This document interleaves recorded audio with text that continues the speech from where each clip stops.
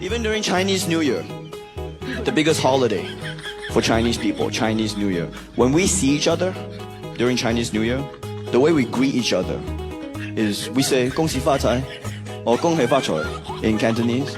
I'm sure you've heard that, at least peripherally, right? 恭喜发财, 恭喜发财. 恭喜发财 means hope you get rich.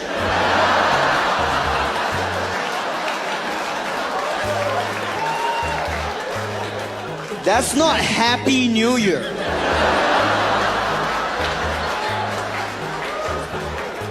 Do you understand? The go-to phrase during Chinese New Year isn't, hey, Happy New Year. It's, yo, hope you get rich.